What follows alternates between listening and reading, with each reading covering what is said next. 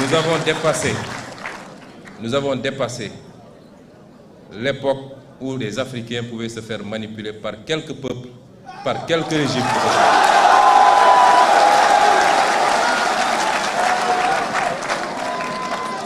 Et ce sentiment qui se manifeste aujourd'hui s'est toujours manifesté des indépendances à maintenant. Chaque génération a connu son lot de militants porteurs du même discours, désapprobateurs du caractère volontairement léonin et destructeur pour l'Afrique de ses relations avec le reste du monde et particulièrement avec l'Europe. Ce qui est par contre nouveau, et nous l'admettons, c'est l'ampleur qu'ont pris ces idées auprès des masses africaines, nourries entre autres par les échecs des élites gouvernantes africaines souvent corrompues et les relations ambiguës que l'Europe entretient avec elles, les menaces sécuritaires, l'apparition de nouvelles opportunités de coopération, mais évidemment l'effet multiplicateur des réseaux sociaux. Aujourd'hui, l'Afrique, la majorité de ses élites, sa jeunesse, sa diaspora et ses masses populaires ont beaucoup évolué. L'Occident l'a-t-il suffisamment compris? Ou est-il encore figé dans une version focardienne de ses relations avec l'Afrique? Avec la France, par exemple, j'ignore pas que nous, notre mouvement politique, quand je dis la France, je parle de ceux qui gouvernent aujourd'hui la France. Je parle du président Macron et de son régime. Nous ne parlons pas du peuple français avec lequel nous n'avons aucun problème et avec lequel nous sommes liés par une longue et riche histoire. Et je ne parle pas de toutes les élites politiques françaises, ni de la société civile. Je parle de l'élite gouvernante actuelle. Cette France, je n'ignore pas que pour elle, nous avons été, et peut-être nous le sommes encore, malgré notre élection démocratique par le peuple sénégalais, dépeints sous les traits d'un mouvement et d'un leader terroriste, islamiste, violent, populiste, anti-occidental, pro-russe. Je ne parle pas de vous. Vous partagez ce soir avec nous.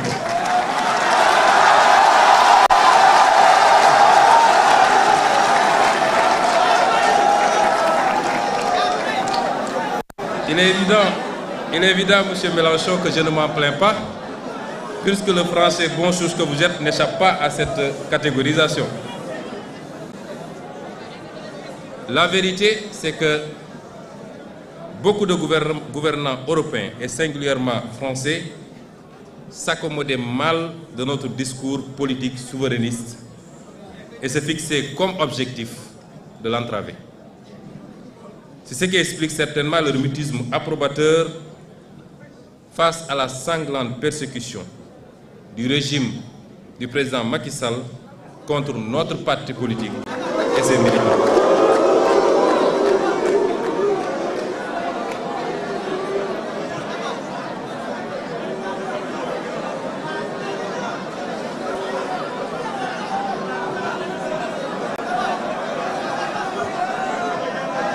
Monsieur le Président Macron,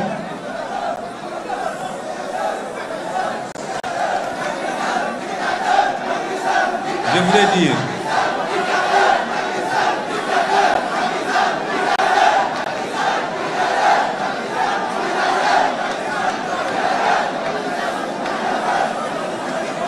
cher Jean-Luc, ce tableau semble assez sombre.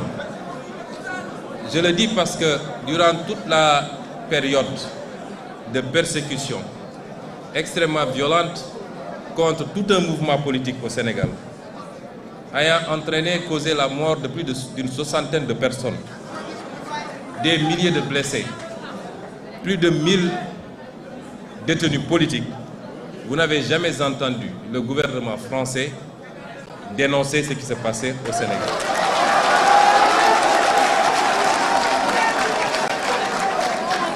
Vous n'avez jamais entendu l'Union européenne dénoncer ce qui se passe au Sénégal.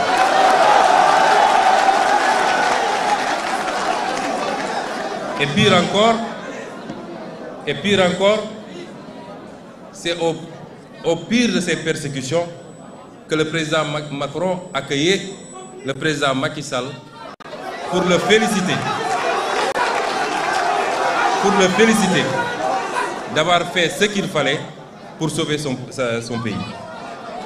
C'est une incitation à la répression, une incitation à la persécution et l'exécution de Sénégalais qui n'avaient de crime que d'avoir un projet politique qui était majoritairement celui des Sénégalais, et ce qui le confirme, c'est l'élection dès le premier tour à plus de 54% de son Excellence le président Bassirou Diomaye Faye. Je voudrais faire une précision. Les propos que j'avance sont les propos de Ousmane Sonko, président du parti Pastef les Patriotes.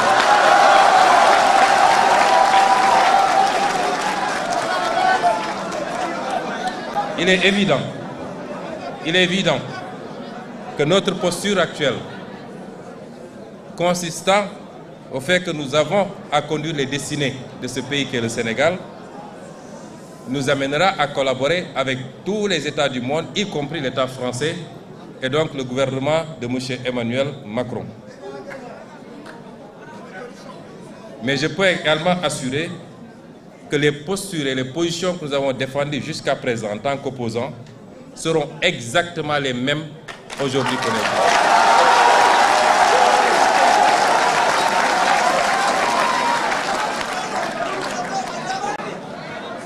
Cher Jean-Luc Mélenchon, vous et votre mouvement des Insoumis, et au-delà des Insoumis, parce qu'il faut qu'on recadre les choses, je crois que vous êtes ici dans le cadre de votre coalition qui est beaucoup plus large, et il y a ici des élus qui ne sont pas membres des Insoumis, mais qui font partie de votre coalition un peu plus large. Mais je dirais, vous et votre mouvement, vous nous avez dit hier que vous ne vouliez pas que par votre silence sur ce qui se passait ici au Sénégal, que ce silence soit le prétexte d'une généralisation de cette perception à toute l'élite politique française et au-delà à tout le peuple français. Que vous vouliez être par votre engagement, non pas aux côtés de Pastef et du peuple sénégalais, mais par la défense de la démocratie et de la vérité, vous vouliez être cette autre voix de la France. L'accueil qui vous a été réservé ici au Sénégal doit vous rassurer que vous avez été cette autre voix de la France que nous avons entendue. Et au nom de tout le peuple sénégalais, je vous dis merci.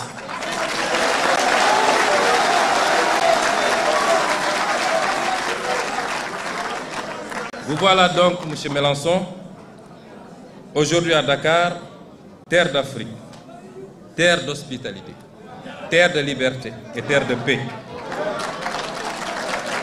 pour échanger avec nous sur l'avenir des relations entre l'Europe et l'Afrique. Très vaste sujet.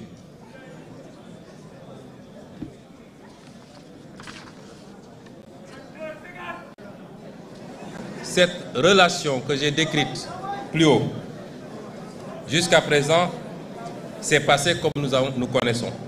D'abord, par le passage à la douleur, par le passage à la douloureuse épreuve de la traite négrière. Ensuite, la colonisation que nos pays ont vécue. Et aujourd'hui, ce qu'il est convenu d'appeler entre guillemets la néocolonisation. Beaucoup plus vicieuse, beaucoup plus pernicieuse, mais beaucoup plus impactante certainement sur le sort de nos populations.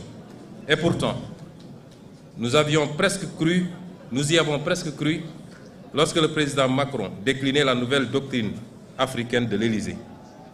Cette nouvelle doctrine qui devait consister au refus de tout soutien politique à des régimes autoritaires et corrompus.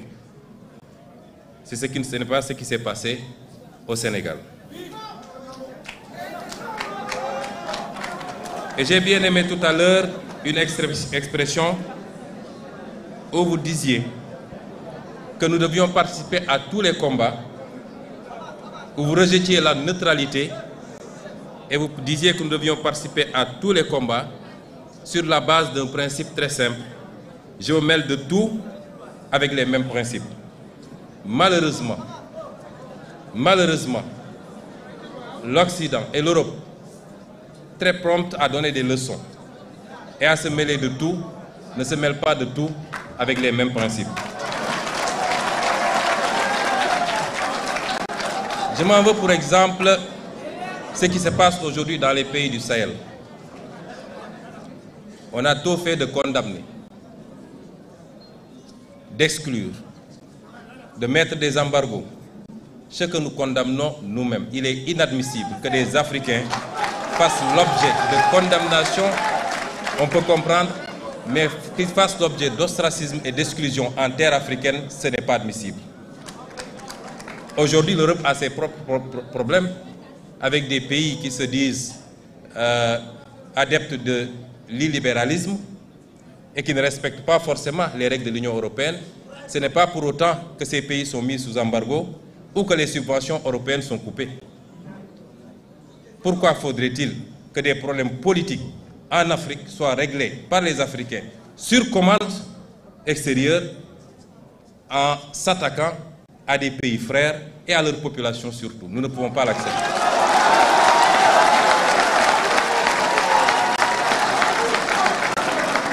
Et c'est pourquoi nous ne lâcherons pas nos frères du Sahel. Et nous ferons tout ce qu'il faut pour raffermir les liens et leur apporter notre solidarité. Ceux qui aujourd'hui condamnent des régimes considérés comme des régimes militaires ou dictatoriaux sont pourtant enclins à aller dans d'autres régimes qui ne sont pas démocratiques lorsque leur intérêt s'y trouve pour négocier du pétrole ou des marchés. Est-ce qu'à partir de ce moment, on peut dire qu'ils se mêlent de tout avec les mêmes principes? Absolument pas. Les problèmes internes au pays doivent être réglés par les citoyens de ces pays. Certes, il y a eu des coups d'État. Et certes, personne n'encourage la commission de coups d'État. Mais je refuse d'être ceux qui analysent les symptômes et qui refusent d'analyser les causes réelles et profondes.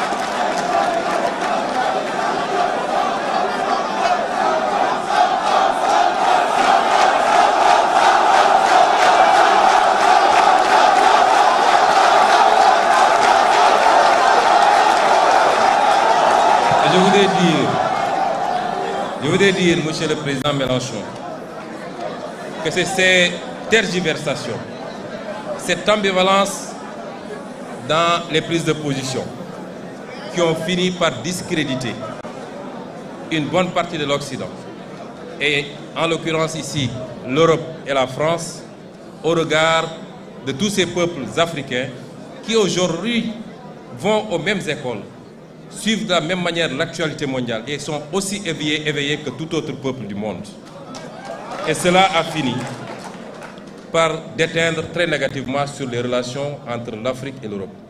Il nous faut refonder ces relations parce que nous sommes tenus d'être ensemble et de travailler ensemble. Qu'avons-nous proposé jusqu'à présent, nous, Africains? Bien sûr, j'ai toujours dit que je n'impute pas tous les maux qui nous gangrènent à des responsabilités extérieures. Les détournements de deniers publics ne sont pas de la responsabilité étrangère, c'est l'irresponsabilité et la boulimie de nos élites.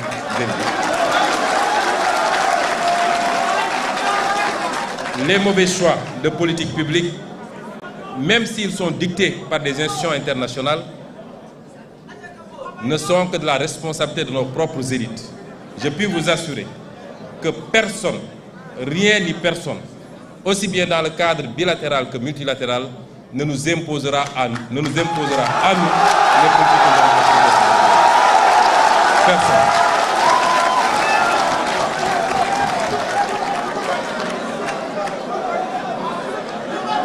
Et donc, nous allons développer ici quelques axes qui nous paraissent importants, des propositions, des offres sur ce qui doit pouvoir relancer cette coopération sur de meilleurs termes qu'elle ne l'est actuellement. Mais avant, je présenterai brièvement le modèle qui est le nôtre. Nous sommes arrivés au pouvoir avec un modèle que nous avons présenté aux Sénégalais pendant 10 ans. Nous n'avons pas été élus parce que nous avons des machines à billets pour distribuer à un électorat. Non. Nous avons été élus sur la base d'un programme, d'un projet, d'une vision. Et de manière synthétique, c'est quoi cette vision? Pour nous, l'Afrique peut et doit être une importante locomotive de la croissance mondiale. Pour cela, elle n'a pas prioritairement besoin d'un traitement de faveur ou d'une approche infantilisante, comme ce fut le cas jusque-là. Elle n'a pas besoin d'un modèle principalement financé de l'extérieur à travers une dette mal maîtrisée et libellée en devises étrangères, ou d'un afflux d'investissements directs étrangers exclusif du secteur privé national qui génère une croissance extravertie du fait, entre autres, d'un taux de change fixe. On nous parle de croissance depuis des années. La pauvreté n'a pas cessé de galoper. Le chômage n'a pas cessé de monter parce que cette croissance n'est pas faite par et pour les Africains.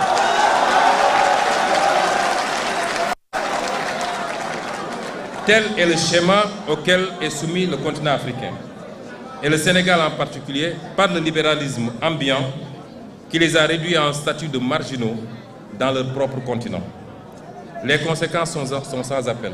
Comme je l'ai dit tout à l'heure, extrême pauvreté, chômage, déstabilisation, crise politique et émigration clandestine. Le modèle que nous voulons donc est totalement opposé et repose sur une mobilisation optimale des ressources endogènes d'abord. Leur utilisation efficace, efficiente et transparente dans un état de droit et un environnement de liberté économique qui soit propice au secteur privé, national d'abord, africain.